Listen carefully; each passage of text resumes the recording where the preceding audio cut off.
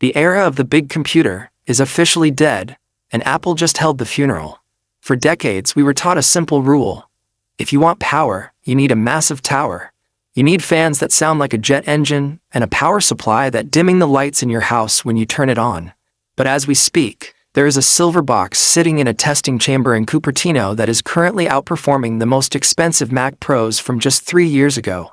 It's smaller than a lunchbox, it's silent, and it's about to make every PC owner in America question their loyalty.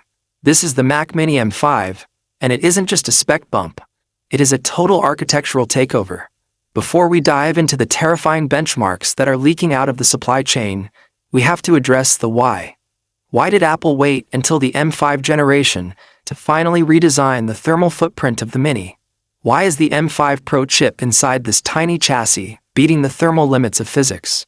There is a secret hidden in the 2-nanometer process that Apple isn't telling you in their marketing materials, and by the end of this video, you will understand why the M5 Mac Mini is the most dangerous product Apple has ever released. It's dangerous to their competitors, and it's dangerous to their own high-end lineup. Let's talk about the invisible power. The M5 chip is the first silicon built on the refined 2-nanometer GAA, or gate-all-around transistor architecture. If that sounds like tech jargon, let me put it in perspective for you. We are talking about billions of transistors packed so tightly that the electricity traveling between them has almost zero resistance. In the M5 Mac Mini, this translates to something we've never seen in a desktop: zero throttling. Imagine running a 10-hour 8K video render or training a complex AI model, and the device stays as cool as the surface of a desk. No fans spinning up, no heat waves rising from the back.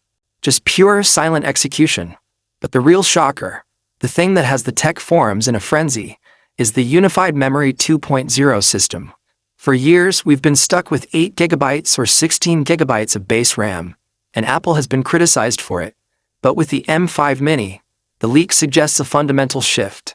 Apple is rumored to be using a new vertical stacking method where the memory is layered directly on top of the CPU cores. This reduces latency to near zero. When you click an app, it doesn't load. It just exists. It's instantaneous. We are moving away from the concept of waiting for a computer to think.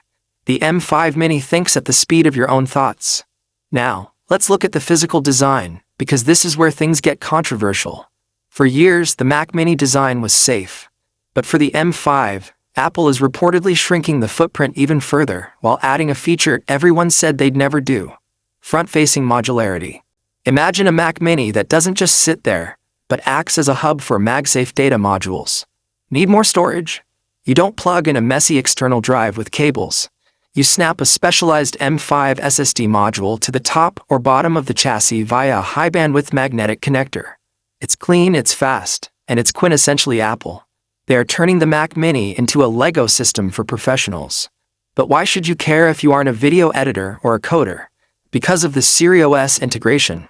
The M5 chip features a dedicated neural engine that is 4 times larger than the one in the M3. This isn't for fun filters or emojis. This is for local private AI. The M5 Mac